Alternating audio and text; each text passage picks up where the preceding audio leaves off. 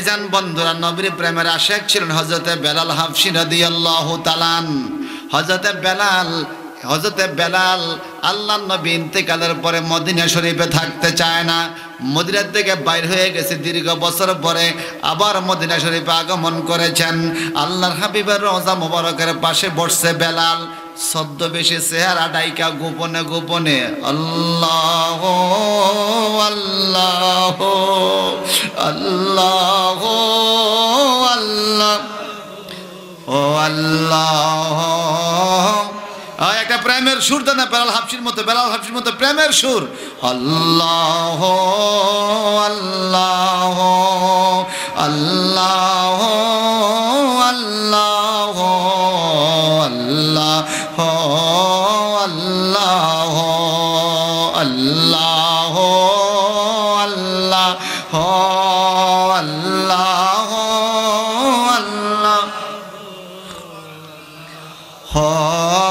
আল্লাহ ইয়া রহমান ইয়া আল্লাহ ইয়া রাহিম ইয়া আল্লাহ ইয়া হান্নান ইয়া আল্লাহ আল্লাহ আল্লাহ আল্লাহ আল্লাহ আল্লাহ আল্লাহ বলো আল্লাহ আল্লাহ আল্লাহ আল্লাহ আল্লাহ। চিৎকার দেখুন আল্লাহু আকবার। হযরতে বেলাল রাদিয়াল্লাহু তাআলা নবীর রওজা মুবারকের পাশে নবীর জন্য কান্দে, আল্লাহর জিকির করে গুনগুন গুনগুন গুনগুন করে বিনে বিনে কান্দে।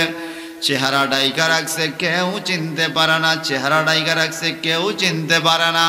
হযরতে বেলাল হাবশী নামাজের সময় হইল চেহারা ঢাইকা নামাজ পড়ে আর নবীর রওজা পাকের কিনারে বসে বসে শুধু কান্দে।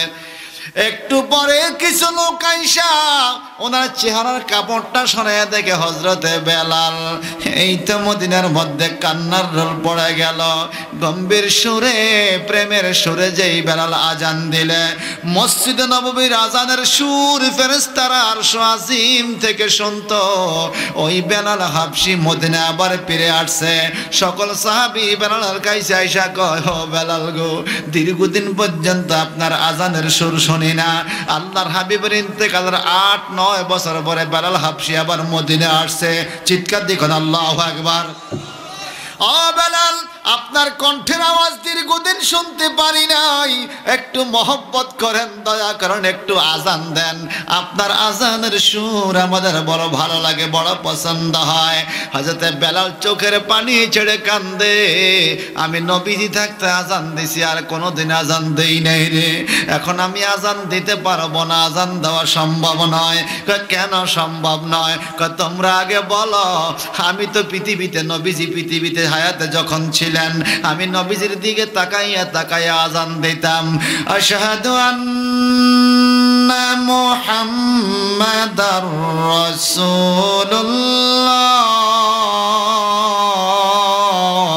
এই কথা বললে আমি নবীর দিকে তাকাইতাম, নবী আমার দিকে তাকাইতো। এরে মদিনার মানুষেরা, আমি বেলাল এখন আজান দিব না, নবীকে তো দেখবো না। কয় না, তুমি আজান দাও, তোমার মুখের আজান শুনতে ভালো লাগে। বলে আজান দেবে, একটা শর্ত, তোমরা আমাকে নবী দেখাইয়া দাও। নবী যদি দেখাইতে পারো আমি আজান দেব। হযরতে আবু বকর সিদ্দিক, ওমর, ওসমান, আলী, সাহাবায়ে কেরাম, দিন দিন দীর্ঘ বড় বড় সাহাবায়ে কেরাম আমার নবীর কাছে থাইকে বেলালের আজান শুনতেন। এখন ৮-৯ বছর পরেও বিভিন্ন সাহাবীরা আয়েশা নবীর আজান শুনতে চায়। ও বেলাল আজান দাও। বেলাল কয়, না না, আমি আজান দেব না। আমি কেঁদে কেঁদে মসজিদে নবীর কাছ থেকে বাইর হয়ে যাইতে চায়। ওরে বেলাল, তুমি যদি আজান না দাও আমাদের কলিজা কান্দে, তোমার কণ্ঠে আজান শুনতে মন চায়। না না, আমি আজান দিতে পারবো না। বড় বড় সাহাবায়ে কেরাম অনুরোধ করে বেলাল আজান দেয় না। একটু পরে চিৎকার দিয়ে বলে, আমাকে বিরক্ত কইরো না, নবীর রওজা থাকতে দাও। কয় না, তুমি আজান দিতে হবে, তোমার মধুর আজান শোনার আমার বড় ইচ্ছা লাগে। একটু জবানটা বড় করে কোন আল্লাহু আকবার। ও ওঠো বেলাল মিনারাতে সময় বয়ে যায় দাও গো আজান মধুর সুরে শোনবার মন চায় মন চানি দাও গো আজান মধুর সুরে শোনবার মন চায় ও আমার বেলগড়ে বাবারা হাজীগঞ্জের বাজারা আমি ছেড়ে দিচ্ছি গো বেলাল হাবশী রাদিয়াল্লাহু তাআলা কান্দে আজান দেয় না সাহাবায়ে কেরাম বুঝাইতে চান একটু পরে সাহাবায়ে কেরাম একটা সিদ্ধান্ত নিলেন বেলালের কণ্ঠের আজান শুনতে পাবো আমরা একটা কৌশল যদি অবলম্বন করি বলে কি কৌশল বলে হাসান হোসেনকে লইয়া রে হাসান হোসেন নবীর আওলাদ নবীর বংশধর ইমাম হাসান হোসেন যদি বেলালকে আজান দিতে বলে হযরত বেলাল কথা ফলাইতে পারবে না আজান দিবে ঠিক সাহাবায়ে কেরাম বেলাল রাদিয়াল্লাহু তাআলার কাছে নবীজির দুই কলিজার টুকরা ইমাম হাসান এবং হুসাইন রাদিয়াল্লাহু তাআলা আনহুমা এই দুই ভাইকে নিয়ে আসলেন হাসান হোসেন দুইজন বলে বেলাল আপনাকে নানাজি বড় মহব্বত করতেন নানাজির মেহমান আইলে আপনি খাদিমদারি করতেন নানাজির সংসারে আপনি কাজকর্ম করতেন দয়াল নবীর সাথে আপনি যুদ্ধের ময়দানে গিয়েছেন আল্লাহর নবী আপনাকে দিয়ে কাবা শরীফ উদ্বোধন করাইছে আল্লাহর নবী আপনাকে মসজিদে নববীর মুয়াজ্জিন বানাইছে ও হযরতে বেলাল মদিনার মানুষ দীর্ঘদিন পর্যন্ত আপনার কণ্ঠের আওয়াজ শোনার জন্য আজান শোনার জন্য অপেক্ষায় আছে বেলাল আপনাকে খুঁজে পায় না আপনি কোথায় গিয়েছেন বলে আমার নবী নাই মদিনায় এই জন্য আমি বেলাল মদিনায় থাকতে ভালো লাগে না আমি মদিনা নাই নবী নাই বলে আমি আরেক দিকে চলে গিয়েছি দীর্ঘদিন পরে মনে পড়লো নবীর জিয়ারত করে যায় আমার নবী না বলেছেন মান যারা কবরি ওয়াজাবাত লাহু শাফাআতি যেই ব্যক্তি আমার রওজা পাক জিয়ারত করবে তার জন্য আমার শাফাআত ওয়াজিব হয়ে যাবে আমি নবীর রওজাতে আসছি জিয়ারতের জন্য আমাকে তোমরা বলিও না আজান দিতে হাসান হোসেন রে যদি আজান দিতে হয় নবীর সামনেই না দাও নবীর না দেখলে আজান দিতে ভালো লাগবে না একটু জবানটা বড় করে কেন আল্লাহু আকবার আর জোরে কেন আল্লাহু আকবার বেলাল বলে আজান দিলে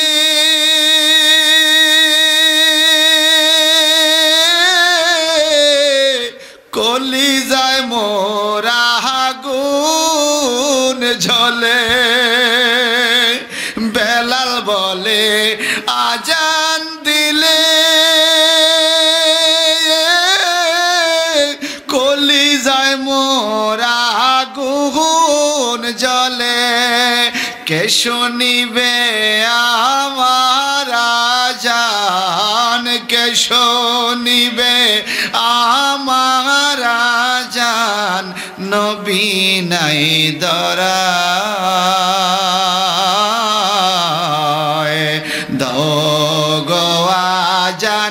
মধুর সুরে শুনবার মন চায় ওঠো বেলাল মিনারাতে সময় বয়ে যায়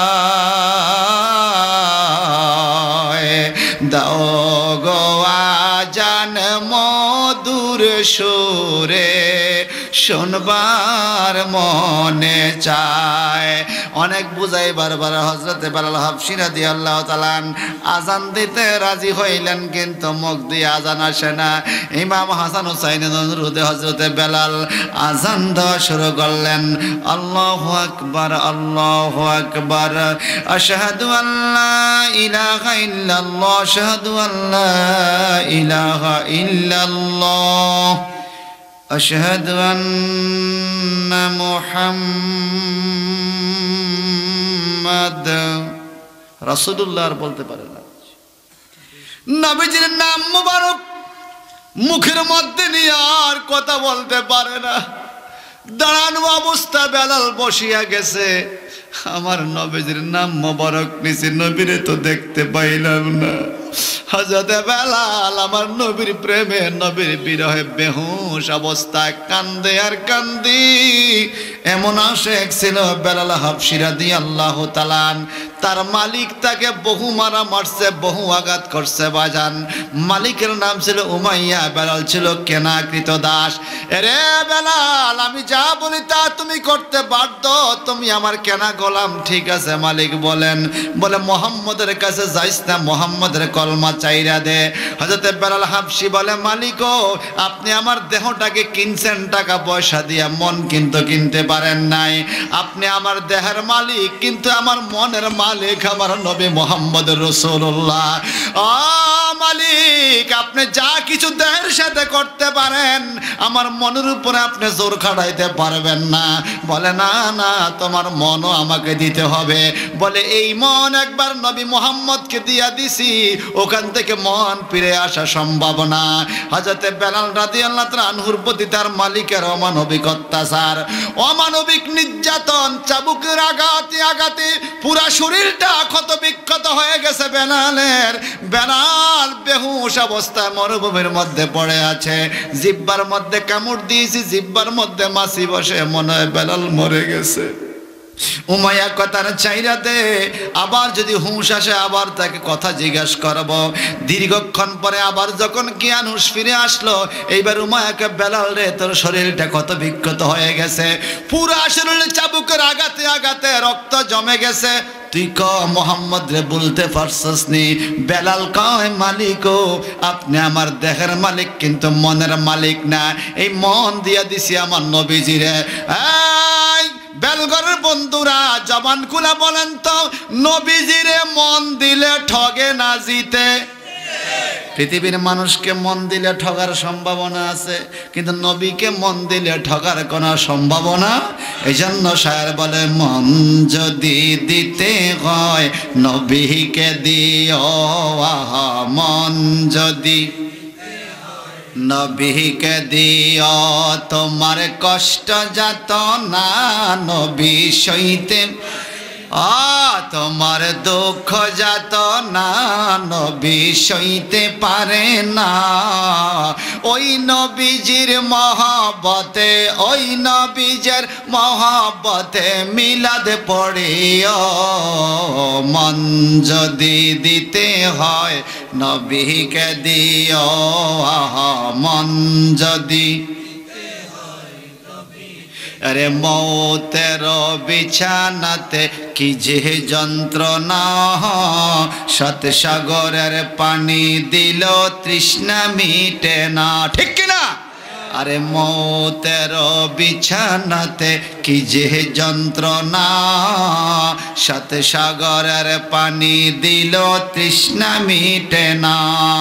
ওরে কাউসারের মালিক নবী, কাউসারের মালিক নবী, তাকে চিনিও, মন যদি দিতে হয়,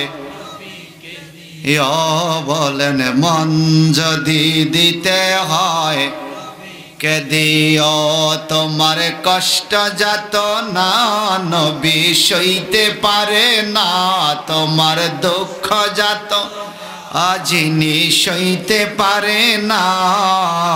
ওই নবীজির মহব্বতে, ওই নবীজির মহব্বতে দরদ পড়িও, মন যদি দিতে হয়,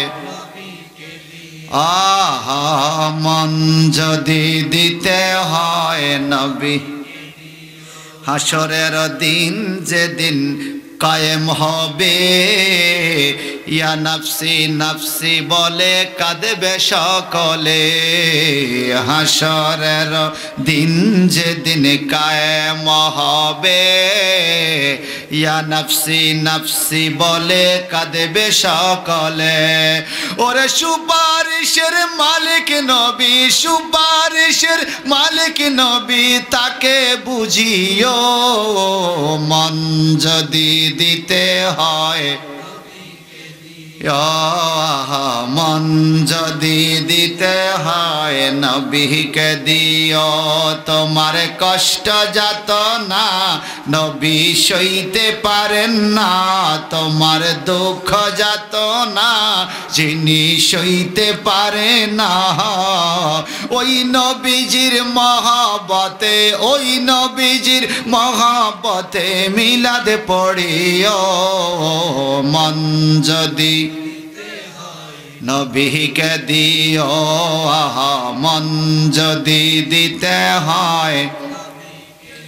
বলেন তো বাজান, নবীরে মন দিলে ঠকে না জিতে? জোরে কন। আর দুনিয়ার মানুষের মন দিলে ঠকার সম্ভাবনাও থাকে। আল্লাহর নবীরে মন দিয়ে বেলাল হাবশী শারীরিকভাবে নির্যাতন পাইয়া নবীরে ভোলে না। আবার উমাইয়া কি করলেন, হযরতে বেলালের দেহটাকে ঘোড়ার পিছনে দড়ি দিয়া বান্ধা এইবার পাগলা ঘোড়ারে ছাইরা দিল। ঘোড়া লাফ দিয়ে একবার টিলার উপরে উঠে আবার টিলার থেকে লাফাইয়া নামে। হযরতে বেলাল বাড়ি খায়, পাথরে পাথরে আঘাতে আঘাতে বাড়ি খায়। পুরা ক্ষত বিক্ষত শরীর, রক্তাক্ত, মরুভূমিতে রক্ত আর রক্ত। আর ঘোড়াটা লাফ দিয়ে একবার পাহাড়ে উঠে আবার নামে। এইদিকে মালিকে মজা করে, আজকে মোহাম্মদের নাম চিরদিনের মতো বুলাইয়া দেব। বেলাল কয়, মালিক আপনি আমার দেহের মালিক কিন্তু মনের মালিক না। আমি আমার মন দিয়া দিছি নবী মোহাম্মদ রে, যারে মন দিলে ঠগে না, যারে মন দিলেই জিতে। ঠিক কিনা বলেন? ওই নবীজিকে মন দিয়েছেন। আবার চাবুকের আঘাতে আঘাতে হযরতে বেলাল হাবশীকে একদম রক্তাক্ত করে অজ্ঞান করে ফেলে দিল। এই নির্মম অত্যাচার, নির্মম নির্যাতনের খবরটা আমার নবীজির কাছে পৌঁছে গেল। হযরত আবু বকর সিদ্দিক রাদিয়াল্লাহু তাআলা খবরটা পাইলেন। ওনার ঘরের মধ্যে টাকা পয়সা কিন্তু বেশি নাই, তবুও মুসলমানের কষ্ট আরেক মুসলমানে পাইতে হয়। ঠিক কিনা কর? একটা চোখ ব্যথা হইলে পুরা শরীর ব্যথা। আমার নবী বলছে, একজন মুসলমানের কষ্ট হলে সারা পৃথিবীর মুসলমান এটারে কষ্ট ভোগ করতে হবে, নিজের কষ্ট মনে করতে হবে। হযরতে বেলালকে আবু বকর সিদ্দিক নিজের সম্পত্তি যা ছিল কিছু টাকা পয়সা লইয়া হাওলাত বরাত কইরা উমাইয়ার কাছে দেয়া হযরতে বেলালকে উমাইয়ার থেকে মুক্ত কইরা এই রক্তাক্ত দেহ আমার নবীর কাছে আইনা হাজিরি করছে। আমার নবী বেলালরে দেখা চোখ মোবারকের পানি ছেড়ে কেঁদে দিয়েছে। আল্লাহ গো নবী গো, আপনার যে উম্মতের জন্য আপনার চোখ মোবারকের পানি বাইর হইয়া গেছে, আমি তারে ইজ্জত দেওয়ার মতো দেব। আমার আল্লাহ পাক বলেন, ইন্না আকরামাকুম ইনদাল্লাহি আতকাকুম, তোমাদের মধ্যে ওই মানুষটা সবচাইতে দামি যার অন্তরে আল্লাহর ভয় যত বেশি আছে। হযরতে বেলালকে এত বেশি নির্যাতন করেছে, এত আঘাতের পরে আঘাত করেছে, তবু ঈমান ছাড়ে নাই, নবীর মহব্বত নবীর প্রেম ছাড়ে নাই। আল্লাহ পাকের কি কুদরত, নবীজির কি দয়া, যেই বেলালকে সমাজের কেউ পছন্দ করত না, যেই বেলালকে কোনো নারীরা পর্যন্ত দেখলে বিয়ে করতে রাজি হতো না, এমন হাবশী বংশের ছেলে, কালো কালো কালো চেহারাওয়ালা উঁচা লম্বা পুরুষ, আমার নবীজি এই পুরুষটাকে নবীজির মহব্বতের কারণে মসজিদে নববীর মুয়াজ্জিন বানায়া সবচাইতে বেশি ইজ্জতওয়ালা মানুষ বানায়া দিল। আর আজরাইল আসিয়া যেই দিন হস্তে দিবে দড়ি, আজরাইল আসিয়া যেই দিন হস্তে দিবে দড়ি, সেই দিন আমার মন ভাই করবে দৌড়াদৌড়ি, আমি জানিলাম না গো আল্লাহ মরণের কত দিন বাকি, আমার মরণের কত দিন বাকি, আমি জানিলাম না গো আল্লাহ মরণের কত দিন বাকি। এটা বলবেন? বলেন না, আপনারা কি জানেননি মরণের কত দিন বাকি? বলেন না আল্লাহ মরণের কত দিন বাকি আমার মরণের কত দিন বাকি আমি জানিলাম না গো আল্লাহ মরণের কত দিন আর হায়াত হইল হাতে হাইরে মরণ হইল পায়ে হায়াত হইল হাতে হাইরে মরণ হইল পায়ে যেই জায়গায় যার মরণ লেখা সেই জায়গায় সে মরে ঠিক কিনা যেই জায়গায় যার মরণ লেখা সেই জায়গায় সে মরে আমি জানিলাম না গো আল্লাহ মরণের কত দিন বাকি আমার মরণের কত দিন বাকি আমি জানিলাম না গো আল্লাহ মরণের কত দিন বাকি আমার মরণের কত দিন বাকি আমি জানিলাম না গো আল্লাহ মরণের কত দিন বাকি আল্লাহ কোথায় মরণ রাখবে কেউ জানি না আগামী দিন সকালের সূর্যের আলো যদি দেখতে পাই বুঝতে হবে আল্লাহ পাক একটা দিন অন্তত আমার হায়াত দিছে এই দিনটাকেও আল্লাহর ইবাদতের মধ্যে কাজে লাগাইতে হবে ঠিক কিনা বলেন আওয়াজ দিয়া কর না ঠিক কিনা কিন্তু আমাদের মধ্যে অনেক লোক আছে বাজান রাত্রে নিয়ত করে আলাই সকালে ফজরের নামাজ পড়তাম না শোয়ার টাইমে নিয়ত করে শুইছে ফজর পড়তো না আছে কিনা জোরে কন 9টা 10টা পর্যন্ত ঘুম যায় যারা ফজর আবার ঘুম আমি এগোকে বাদাইমিয়া আপনারা আগুইল ফজর আবার যারা ঘুমে এরা কি বাদাইমিয়া মিয়া ফজরের থেকে 7টা 8টা পর্যন্ত এক বদলার কাম হয়ে যায় হয় না যেদিন দেখবেন ফজরের পর আপনার 2-3 ঘন্টা ঘুমাইছেন দেখবেন সারা দিনের কাম শেষ কামের আর বরকত নাই স্পষ্ট হাদিস নবীজি বলেছেন আসরের পরে মাগরিব আসর থেকে মাগরিব ঘুমাইও না ফজরের পরেও ঘুমাইও না কাজের বরকত কমে যাবে কাজের বরকত পাওয়া যায় না ফজরের নামাজের পরে দেখেন আপনি কত বরকত হয় কাজের সাংসারিক কাজগুলো সকালে অনেক কাজ ঠিক কিনা যার যার সংসারে তার মতো করে কাজের অভাব নাই কাজ করলে কাজের অভাব নাই আর ঘুমাইয়া থাকলে কাজ পড়ে রয়েছে আপনি শুধু ঘুমাইছেন আর ঘুমাইছেন এই জন্য বাজার একটা দিন পাইলে বরকত আমার আল্লাহ নবীজিকে বলেন নবী গো কুল আউযু বিরাব্বিল ফালাক বলেন আমি আশ্রয় চাই সকাল বেলার রবের কাছে যিনি আসমানের মালিক ওই আসমানের মালিক আল্লাহর কাছে আমি আশ্রয় চাই এই আয়াত যখন নবী বললেন এক জায়গার ব্যথা কমে গেল সুবহানাল্লাহ মানে তাবিজ করছে কয় গিরা এক আয়াতে এক গিরা শেষ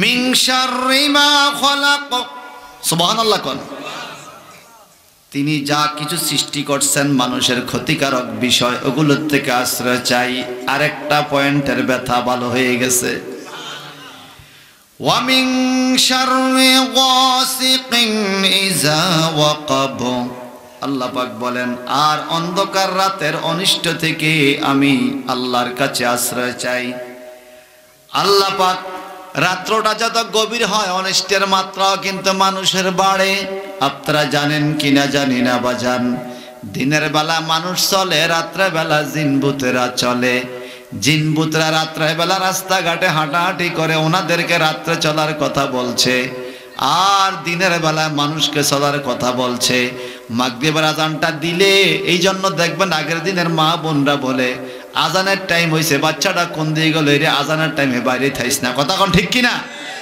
মাগরিবের আজানটা দিলে জিনভূতরা গাছের মাথার থেকে হো হো কইয়া রাস্তা নামে মাঝে মাঝে দুই একটা সামনে বললে বাড়ি বুড়ি চাপা চুপা মারে কথা কয় না এই জন্য বাজার খবরদার দিনে চলবে মানুষে রাত্রে চলবে জিনে এটা আল্লাহ হুকুম দিয়া দিছে রাত্রে বেলা একা একা চলার চাইতে 2-1 লগে রাখা ভালো ঠিক কিনা রাত্রে হাঁটতে গেলে দেখবেন লাগে যে হিসি দিকে আইয়ে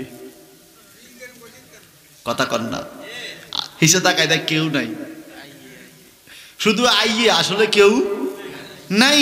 কারণ কি জানেন, আমরা তো দেখি না কাউকে, জিনেরা তো আমাদের সাথে দেখা দেয় না, কথা বুঝেন না।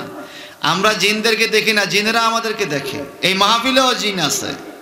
আপনারা জানেন, একজন ছেলে পৃথিবীতে, একজন ছেলে মেয়ে জন্ম হলে, একটা মানুষের শিশু হইলে 10টা জিনের সন্তান হয়। 10 জন জিনের সন্তান। পৃথিবীতে মানুষের চেয়ে জিনের সংখ্যা অনেক বেশি। জিনেরা মানুষের ক্ষতি করে না, ওরা ভালো, মানুষের ক্ষতি করে না। মানুষও তো মানুষের ক্ষতি করে না, ঠিক কি না? এর মধ্যে মানুষের মধ্যে 2-1 জন উল্টাপাল্টা থাকে, এরকম জিনের মধ্যে 2-1 জন আছে যারা মানুষের ক্ষতি করার চেষ্টা করে। আল্লাহ পাক বলেন, ওয়া মিন শাররি গাসিকিন ইযা ওয়াকাব। আল্লাহ, অন্ধকার রাতের অনিষ্ট থেকে আমি তোমার কাছে আশ্রয় চাই। আল্লাহর নবী একদিন মসজিদে নববীতে নামাজ পড়তে যাইতেছেন, তাকে দেখে দুষ্ট শয়তান মসজিদের দরজার মধ্যে হাত দিয়ে দাঁড়ায় রইছে। মানুষে তার বগলের তলে দিয়ে মসজিদে যায়, পাবলিক তো আর শয়তান দেখে না। আমার নবী শয়তান রেও দেখতো। আল্লাহু আকবার কান। নবী শয়তান রে ধরছে, হুজুর হুজুর হুজুর ছাইরা দেন হুজুর, জীবন আইতাম না আপনার মসজিদে, আজকে আইসুস কা হুজুর? আইছিলাম, একটা মানুষ নামাজ পড়ে মসজিদে, তা ধোঁকা দেওয়ার লাগে আইছিলাম। সত্য করে বলেন তো, নামাজের মধ্যে দাঁড়াইলে উল্টা পাল্টা কিছু কথা মনে হয়নি? ওরে 6 বছর লাগে যেই কথা মনে হয় না, নামাজে খাইলে সেইটা মনে হয়। এটা হাদিস শরীফে আছে। শয়তানে এগুলো মনে করা দেয়। কে কে? শয়তানে মনে করা দেয়। ভাইজান বন্ধুরা আমার, আল্লাহর হাবিব বলে, আজকে কেন আইছো? ধোঁকা দিতে ধোঁকা দিছনি? কয় পারি নাই। বলে কেন? বলে একটা মূর্খ মানুষ নামাজ পড়ে, আমি চাইছিলাম তারে ধোঁকা দিব, উকি দিয়ে দেখি মসজিদের আরেক কোনায় ওমর ফারুক বইয়া রয়েছে, এই ডরে ঢুকি নাই। সুবহানাল্লাহ। বেগুনে কন, আরো জোরে কন। ওমর ফারুককে দেখা ডরে ঢুকে নাই। সুবহানাল্লাহ সুবহানাল্লাহ। বারা বন্দর আমার নবী কয়, তোরা ছাইরা তুমি একটা কথা কইয়া যাক। কি কথা? জিন ভূত ফেতনি আর তুই শয়তান রে দৌড়াইবার ওষুধ ডাকি, কোন ওষুধে তো করে দৌড়ান যাইব? মুসলমানের কাছে তোরা থাকবি না। হুজুর কইতাম না। কর না কইলে তোরা আজকে ছাড়তাম না। হুজুর তাইলে কইয়া যায় কি? আল্লাহু লা ইলাহা ইল্লা হুয়াল হাইয়ুল কাইয়্যুম লা তা'খুযুহু সিনাতুন ওয়ালা নাওম লাহু মা ফিস সামাওয়াতি ওয়া মা ফিল আরদ মান যাল্লাযী ইয়াশফা'ু ইনদাহু ইল্লা বিইজনি ইয়ালামু মা বাইনা আইদিহিম ওয়া মা খালফাহুম। আল্লাহু আকবার কোন। এখানে এটার নাম হলো আয়াতুল কুরসি। আয়াতুল কুরসি বললে আমি আর কাছে থাকবো না। এই জন্য বাজান সব সময় আয়াতুল কুরসি পড়া শরীরে ফু দিবেন। রাত্রে ঘুমাইতে যাইতো আয়াতুল কুরসি পড়া ফু দিবেন। দিনের বেলা হাঁটতে যাইতে আয়াতুল কুরসি পড়া ফু দিবেন। রাত্রে একা একা চলতে গেলে যদি ভয় লাগে আয়াতুল কুরসি পড়া শরীরে ফু দিবেন। দেখবেন আপনার কোনো ক্ষতি হবে না। ডরাইয়া ডুরে হইলেও বাইতে আইতে হেরবেন। কথা বুঝেন না? ক্ষতি কেউ করবে না, কিন্তু মনের মধ্যে একটা কি থাকবো না জানি কোন দিকে গাইয়ে ফাঁকিয়ে গাছের মধ্যে হাত লাগা দিছে, এতে দিছে দৌড়। ফাঁকিয়ে কি দিছে? ফাঁতা হেতে দিছে। কিতাও কয় কিতা জানি, আসলে সাথে ফাঁকি। এরকম রান্না বাড়ি আসেনি রে। আবার কিছু মানুষ হয়তো দেখবেন ভয় পায় না, ওরে বাপরে এত কবরস্থানে বই থাকতে পারে, সাহসী মানুষ আছে কিনা কর। ভাইজান বন্ধুরা আমার, তাহলে আপনারা বলেন এই দোয়া দুরুদগুলো শিক্ষা রাখা দরকার আছে কিনা কন?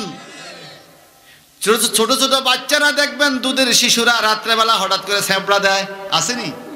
অথবা দিনেও গোবের মধ্যে স্যাবড়া দেয়। মাদেরকে বলবো ওযু কইরা আয়াতুল কুরসি পড়ে গায়ে ফু দিবেন, সূরা ফালাক সূরা ইখলাস পড়ে গায়ে ফু দিবেন।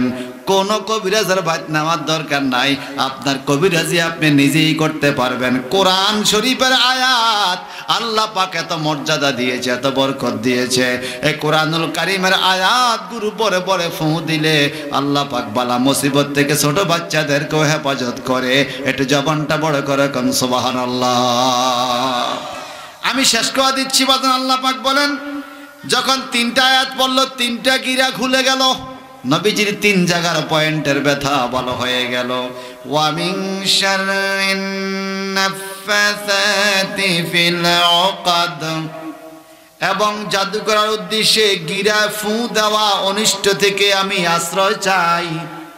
ওকাদ ফিল ওকাদ মানে গিরা দেওয়া, চুলের মধ্যে গিরায় ফু দেওয়া, অনিষ্ট থেকে আমি আশ্রয় চাই। এই আয়াত যখন পড়বেন, কোন তুমান আপনার ক্ষতি করতে পারবে না। আমার ভাইজান, নবীজির চার জায়গার ব্যথা শেষ। ওয়া মিন শাররি হাসিদিন ইযা হাসাদ, আমার আল্লাহ বলেন, নবী এইভাবে বলেন, হিংসুকদের অনিষ্ট থেকে। যখন মানুষ আমার বিরুদ্ধে হিংসা করে, তাদের অনিষ্ট থেকে আল্লাহ তুমি আমাকে হেফাজত করো। দেখবেন হিংসা করেন নাই, হিংসায় করবে, আপনার কোনো ক্ষতি করতে পারবে। আমাদের সমাজে হিংসুক আসেনি? জোরে কন। ওই বাটার বলা বিদেশ গেছে, হাতে হিংসা জলি পড়ি, তো তুই অজ্ঞা ফাঁড়া, তোর মানা করছে কি? তুই অজ্ঞা ফাঁড়া। মনে রাখবেন, হিংসা করলে নিজের ক্ষতি হয়। কি হয়? আগুনের মধ্যে লাকড়ি দিলে লাকড়ি যেরকম ছাই হয়ে যায়, কারণ অন্তরে হিংসা থাকলে এরকম আমলগুলো নষ্ট হয়ে যায়। এই জন্য মনে হিংসা রাখবেন না।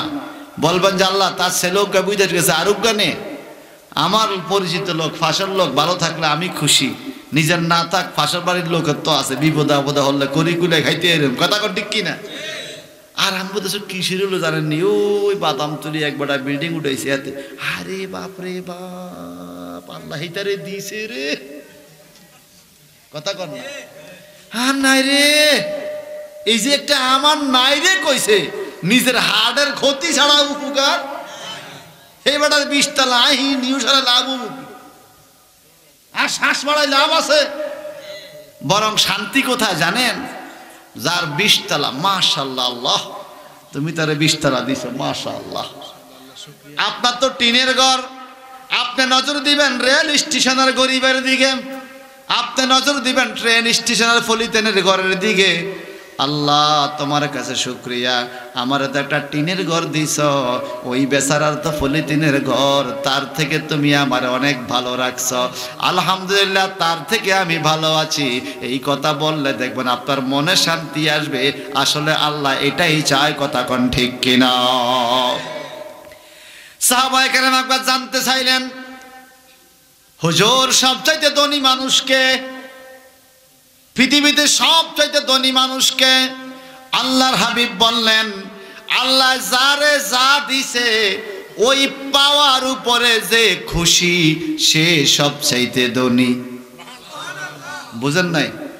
আল্লাহ যা দিছে ওই জিনিসের উপরে যে খুশি, সে সবচাইতে ধনী।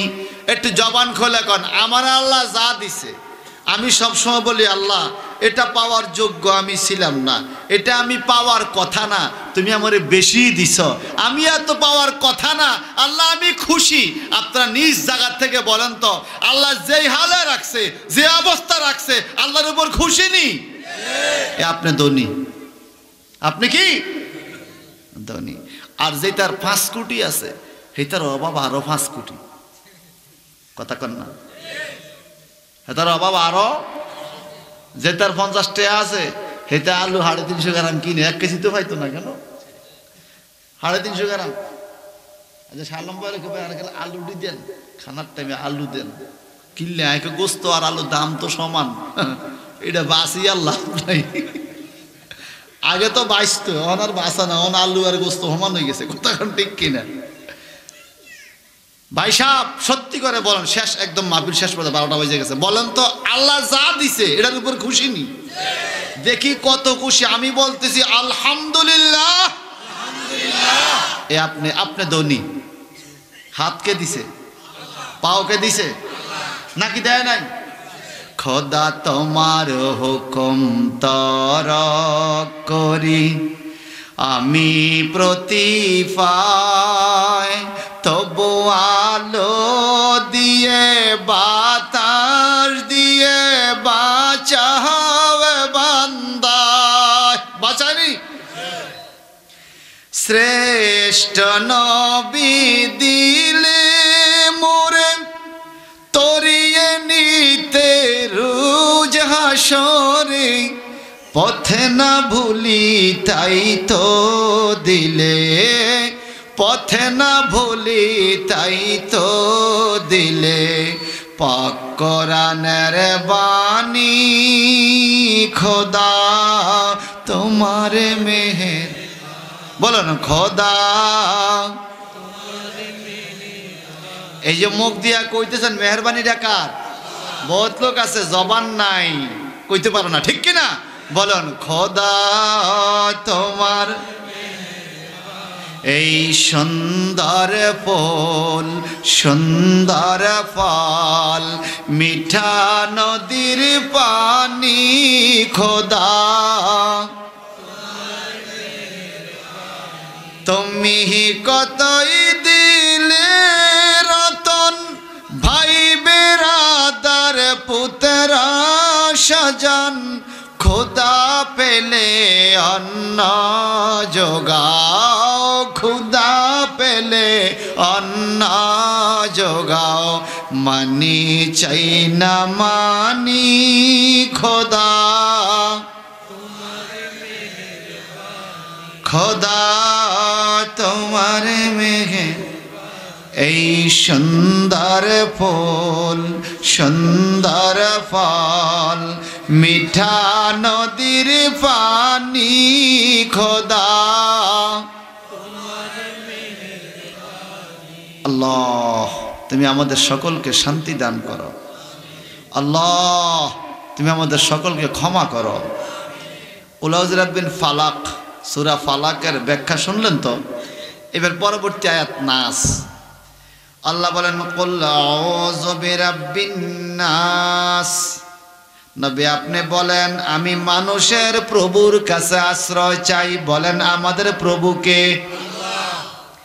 এই কথা বলতে দেরি 6 নম্বর জায়গার ব্যথা ভালো। সুবহানাল্লাহ। মালিকিন নাস, আল্লাহ আমি মানুষের বাদশা মানুষের অধিপতি কে? ওই আল্লাহর কাছে আশ্রয় চাই। ইলাহিন নাস, ও আল্লাহ আমি মানুষের প্রভু ইলাহার কাছে আশ্রয় চাই। মিন শাররিল ওয়াসওয়াসিল খান্নাস, যে নিজেকে লুকিয়ে রেখে বারবার এসে কুমন্ত্রণা দেয় তার থেকে আশ্রয় চাই। খুব খেয়াল করেন, যে নিজেকে লুকিয়ে রেখে কোন লোক আপনারা তাবিজ করলে কইবুনি আইতেরও তাবিজ করছি, নিজের লুকিয়ে রাখে, এটাকে আরবিতে বলে মিন শাররিল ওয়াসওয়াসিল খান্নাস। আল্লাহ যে নিজেকে গোপন রাইখা আমারে তাবিজ তুমান কইরা ক্ষতি করতে চায়, আল্লাহ তার থেকে আমি তোমার কাছে আশ্রয় চাই। আল্লাযী ইউওয়াসওয়িসু ফি সুদুরিন নাস, আল্লাহ যে মানুষের অন্তরে কুমন্ত্রণা দেয় এমন লোক এমন শয়তান থেকে তোমার কাছে আশ্রয় চাই। মিনাল জিন্নাতি ওয়ান নাস। আল্লাহু আকবার। আল্লাহ এই ক্ষতি জিন জাতির থেকে হোক আর মানুষের জাতির থেকে হোক, জিন জাতি শয়তান, মানুষের জাতি শয়তান, যারা মানুষের অন্তরে কুমন্ত্রণা দেয় এদের থেকে আশ্রয় চাই। এইবার 6টা আয়াত, সূরা ফালাকে 5টি আয়াত, সূরা নাসে 6টি আয়াত, 5 6 11 নম্বর আয়াত। 11টা আয়াত পড়তে দেরি রে, আল্লাহর হাবিবের শরীরের 11 পয়েন্টের ব্যথা ভালো হয়ে গেছে। তাবিজ করছে মহিলা কে? এখন তাবিজটা কোথায়? আমার নবী আলীকে বলে, আলী তাবিজটা বাইর করতে হবে। আগের দিনে আপনারা কবিরাজ দিয়া তাবিজ তুলতেননি, কথা কয় না? তাবিজ বাইর করতে হবে। আমার মনে আছে আমাদের বাড়িতে এক লোক তাবিজ তুলছে কবিরাজ দিয়া। চুলার মধ্যে, যেই চুলা ভাত রান্ধে, চুলার ভিতরে এক হাত মাটির নিচে তাবিজ। কবে সোরা ইয়ানো আইলো, হেগো চুলা খাতা করলো, এখন চুলার মধ্যে আগুন দেয় আর রুগী হেন দিকে লাফায়। কথা বুঝেন না? গরম মানে শরীরেতে বাঁচে না। তাবিজ কোন যেই চুলার আনতে নিজের ঘরে চুলা এক হাত মাটির নিচে, এখন চুলার মধ্যে বেড়ি আগুন দেয়, বেড়ি জামা হেন্দি চিল্লে কয় আগুন জ্বালাইস না, কয় কিনলে এটা আগুন জ্বলে আসলে জ্বলে। আশ্চর্য কি কথা, এটা কেন হইলো? কয় জানি না। পরে ঠিকই কবিরাজে আসি, ওখান থেকে তাবিজ তুলছে। তাহলে তাবিজ তো মানে আসেনি, ক্ষতি আসেনি। আল্লাহ কোরআনে কয়, আমার নবীরে পর্যন্ত তাবিজ করে বান মারে 11 পয়েন্টের ব্যথা। এই মানুষগুলো ভালো না বাজান, যারা মানুষের ক্ষতি করে এরা ভালো না। কিছু টাকার জন্য মানুষ মাইরে ফেলে, কথা কোন ঠিক কিনা? আল্লাহর হাবিব কয়, আলী রে এই তাবিজটা বাইর করতে হবে, চলো কোথায়? ওই পাশে কুয়ার ভিতরে আমার নবী বলেন, সেখান থেকে তাবিজটা নিয়ে আসো। হযরত আলী রাদিয়াল্লাহু তাআলা আনহু কয়, নবী গো এই কুয়ার পানি বড় বিষাক্ত, এই কুয়ার পানি খাইলে মানুষ বাঁচবে না, এই কুয়া ডুব দিতে গেলে শরীর ফুটিয়া যাবে, অনেক বিষাক্ত। কিন্তু আপনি নবী, যেহেতু কষ্ট হয়, আপনাকে করা ওই তাবিজ যদি ওখানে থাকে, আপনি কনফার্ম কইরা কন, তাইলে আমি ডুব দিব। জীবন থাক আর যাক, আপনি নবীর প্রেমে আমি ডুব দিব। আমার নবীকে কনফার্ম, আমাকে জিবরাইল আমিন খবর দিয়া গেছে। ওই জায়গার মধ্যে তাবিজ হযরতে আলী রাদিয়াল্লাহু তাআলা আনহু দেরি না কইরা ওই কুয়ার ভিতরে ডুব দিয়া একটা পাথর পাইছে, পাথরটা সরাইয়া পাথরের নিচে তাবিজটা পাইছে। এই তাবিজ দিয়া উপরে উইঠা আইসা আমার নবীর হাতের মধ্যে যখন তাবিজটা দিয়ে দিল, নবী আমার তাবিজটা ফিরাইয়া বাইঙ্গা দেখে ওই 11 গিরাওয়ালা চুল, আর নবী যেই মাথার চুল আশ্রাইত, দাড়ি আশ্রাইত, ওই চিরুনির কয়েকটা দাঁত, এগুলো দিয়ে আল্লাহর নবীকে তুমান করছে, তাবিজ করছে, ধ্বংস করার চেষ্টা করছে। আমার আল্লাহ কোরআনুল কারিমে এই তাবিজের শক্তিকে ধ্বংস করার জন্য সূরা ফালাক, সূরা নাস নাজিল করে দিয়েছে। কিয়ামত পর্যন্ত যত তাবিজের শক্তি থাকুক না কেন, এই সূরা 11 আয়াত পড়লে সেই শক্তি ধ্বংস হয়ে যাবে। একটু চিৎকার দেখি বলা যাবে আল্লাহু আকবার।